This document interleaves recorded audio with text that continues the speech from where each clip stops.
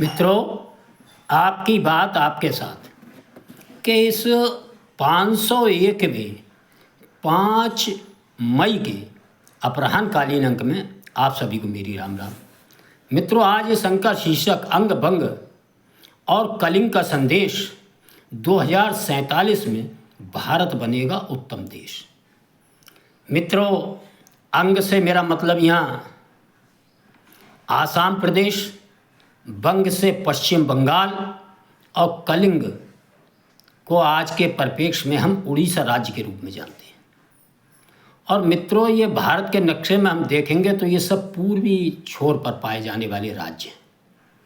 और साथ ही आसाम के आसपास अन्य जो 7 राज्य हैं, 7 बहनें कही जाती हैं, ऐसे पूर्वोत्तर के अन्य राज्य भी इसमें जोड़ेंगे तो इन सबको मिलाकर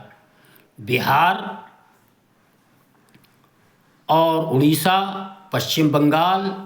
आसाम व अन्य उत्तर पूर्वी राज्य,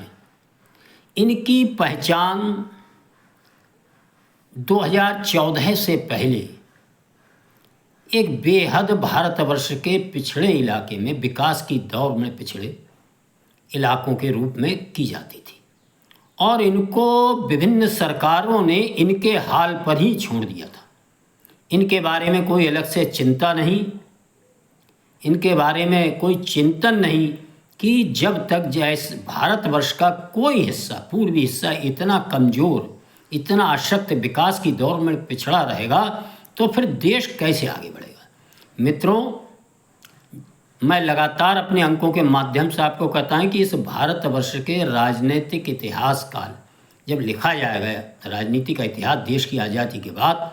तो इसको 2 खंडों में हर तरह से देखना जरूरी होगा, लिखना जरूरी होगा। एक खंड है 2014 से 1947 के बीच का भारत का इतिहास और एक 2014 के बाद का वर्तमान समय तक का जो कार्यकाल रहा है उसका इतिहास। मित्रों, 2014 के बाद जब इस देश की जनता ने परिवारवादी, वंशवादी, जातिवादी और भ्रष्टाचारवादी, राष्ट्र विरोधी तत्वों को आश्रय देने वाले ऐसे सभी राजनीतिक दलों को धीरे धीरे किनारे लगाना शुरू किया और केवल राष्ट्रीय हित सर्वोपरि, गरीब हित सर्वोपरि, भारतीय हित सर्वोपरि का भाव लेकर चलने वाली सरकार वर्तमान प्रधानमंत्री मोदी जी के कार्यकाल में आरूढ़ हुई। तो मित्रों, मोदी जी ने उस समय एक बात कही थी, मैं आपके समक्ष उस बात को दोहराना चाहूँगा। उन्होंने कहा था कि भारतवर्ष के जो पूर्वोत्तर के राज्य हैं, पूर्वी हिस्सा, जब तक वह उन्नति के रास्ते पर नहीं चलेगा, भारत भी उन्नति नहीं कर सकता। मित्रों, निश्चित कहने से कुछ नहीं होता है। कांग्रेस बड़े लंबे समय से कहती रही गरीबी हटाओ, गरीबी हटाओ, लेकिन केवल नारों से कुछ नहीं होता है। मित्रों, भारतीय जनता पार्टी एनडीए सरकार ने शीघ्रता से निर्णय लिया और पूर्वोत्तर के राज्यों पर बड़ी मजबूती के साथ एक योजना बनाकर, एक लक्ष्य आधारित योजना बनाकर काम करना शुरू किया और उसका परिणाम धीरे धीरे आने वाले समय में हम सब ने देखा कि आसाम के अंदर भारतीय जनता पार्टी ने सबका साथ, सबका विकास, सबका प्रयास की नीतियों के तहत किस प्रकार कल के चुनाव में तीसरी बार लगातार प्रचंड बहुमत के साथ सरकार बनाने का काम किया है। यह है पूर्वोत्तर में विकास की धारा बहाने का परिणाम। और इसके साथ जो आसपास के राज्य थे, वह चाहे मणिपुर हो, नागालैंड हो, अरुणाचल हो, त्रिपुरा हो, एक एक कर सारे प्रदेशों में भारतीय जनता पार्टी सबका साथ, सबका विकास, सबका प्रयास का नारा लेकर अपनी सरकार बनाती जा रही और इस क्षेत्र को विकास की मुख्य धारा में ला रही है। किस प्रकार जिन क्षेत्रों में देश की आज़ादी के बाद कभी रेलवे नहीं पहुंची थी, सड़कें नहीं थी, लंबे लंबे पुल नहीं थे, और किस प्रकार इन क्षेत्रों में इन संसाधनों का जाल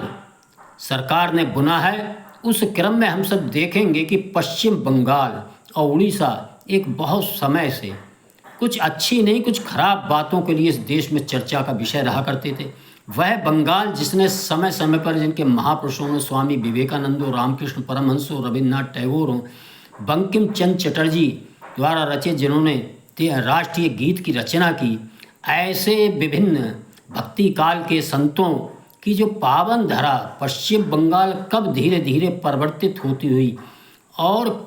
क्या से क्या हो गई। जो पश्चिम बंगाल अंग्रेजों के समय से राजनीति का केंद्र, व्यापार का एक मुख्य केंद्र हुआ करता था, वह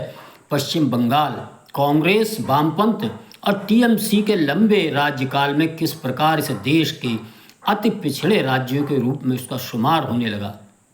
कानून का राज्य की जगह वहाँ गुंडागर्दी और किस प्रकार घुसपैठियों का साम्राज्य स्थापित होगा, ये हम सब ने देखा है। मित्रों, वर्तमान कल ही परिणाम आए हैं और उन परिणामों से ये सिद्ध हुआ है कि अब पूर्वोत्तर के जो राज्य अभी विकास की धारा, विकास की रास्ते से वंचित थे,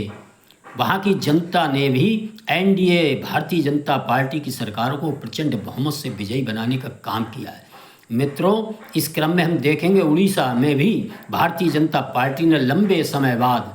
अपनी पूर्ण बहुमत की सरकार बनाई है और यह क्षेत्र भी विकास की दौड़ में भारत के अन्य राज्यों से मुकाबला करने के लिए तैयार है। और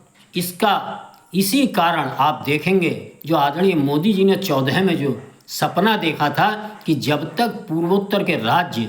उन्नति के रास्ते पर नहीं बढ़ेंगे तब तक भारत भी उन्नति नहीं कर सकता। मित्रों, आप सब देखेंगे आने वाले समय में इन राज्यों में किस प्रकार विकास की बयार बहती नजर आएगी और इस कारण जो 2047 में